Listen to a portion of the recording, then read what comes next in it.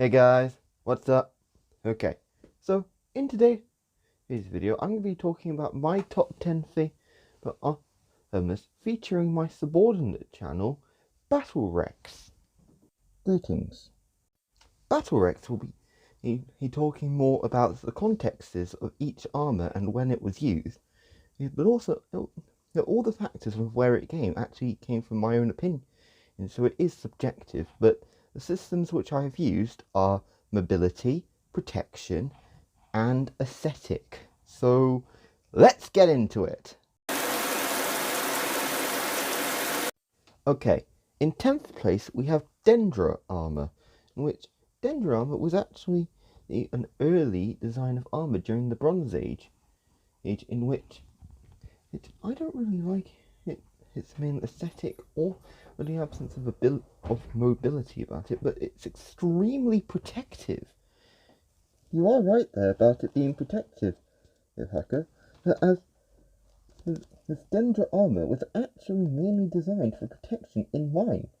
And in fact, they even made sure that even when you're doing a high attack, like you can't actually even get into their armpit very much. However, they actually have said that it may have lacked mobility by modern critics. So that's why mobility is poor. This armor mainly came from the village of Dendra, in which I'm not entirely sure where that is. However, it was an early civilization. Okay, in 9th place is chainmail armor. Chainmail armor is only 9th place mainly due to aesthetic and the absence of much protection, and how that it's extremely mobile due to each of the rings being riveted on it. It is true about the absence of much protection in chainmail armor due to the riveting of the rings. However, that this armor was highly effective as well because it could also be easily collaborated with a shield as well as a gambeson, and meaning it was very useful to the Vikings. Contrary to popular belief, it may have been theorized that chainmail was actually invented by the Celts. That's during the Bronze Age and evolved into the Iron Age because as a protective armor required, instead of just constantly going into battle naked as they're often associated with. In 8th place we have Milanese plate. This was a design created in Milan and which was designed to be highly protective, but it just looks awful in my opinion. I mean, why on earth do you have asymmetrical pauldrons? To maximise protection to the main presenting arm of the weapon, and whilst keeping the rear one protected. This is because, as this was a factor involved in the style, or to maximise its protection, and without using the idea of frilling, which was commonly used in the Gothic. This is is a white arm, which I'll use an explanation of next. And of course, haven't forgotten me. In 7th place we have Gothic plate armor. This armor is adapted to be quite light. So it'd be quite easy and still very protective with frilling. However, it is just awful, all that frilling detail. I mean, it just makes it look ugly as well. Don't just build all your biases on aesthetic, but overall, it is reasonable to assume in the factor that, however, it was very light armor, but still very protective and very impressive to build, in which this is also a white armor. A white armor is a plate armor with no other armor alongside it. No coat of plates, no brigadine, nothing else. Which this was not very common in medieval eras.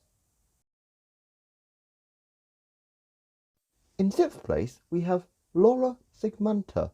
This armour was designed for mobility and great protection throughout the early classical period, in which This is pretty impressive, as it can also be combined with tunics of different colours. That's how the higher ones are great on this list. As the name suggests, there's Laura Segmenta comes from the Roman, and it's specifically used by the Roman Empire, but it was also used by the Roman Republic, in which if they actually used this from when they were having to deal with Hannibal, all the way to the fall of the Roman Empire, between the Holy Roman Empire and the Byzantine Empire. In fifth place is the arming doublet, which can be changed into multiple colours. However, it was mainly an under armour, due to not much real protection that it can give. You're actually not wrong there. This was mainly an under armour and was used to help keep the layers of the armour protected from the walls of the skin. In fourth place, we have boiled leather armour, in which this armour is often associated with fiction, but did actually exist historically, and was often tanned various colours. This is true, Hacker. It was often tanned, but was also very protected, but mobile, but eventually also became illegal, due to the questions on the ethicality of the amount of leather that had to be used to actually make an entire army full of leather armour. Oh, come on! Very unreactive, Hacker. In third place, we have lamellar armour. Lamellar armour is a type of armour commonly found in Asia and Africa, and could be made of anything, from wood to bone, and from bronze to iron. And this type of armour was extremely protective and mobile, and absolutely amazing on the aesthetic side. That's why it's third place. It is debatable whether the lamellar was made from wood. How there is actually evidence as to it being made from bone, and as there are multiple lamellars out there made of bone, but lamellar was actually used throughout Africa and Asia, from the Japanese all the way to the Byzantine Empire, from the south of Africa all the way up to Russia. It was used by practically everyone, and in Asia and Africa is the best. In second place, we have the gambeson, in which is a highly aesthetic and mobile armour, but debatable on protectivity.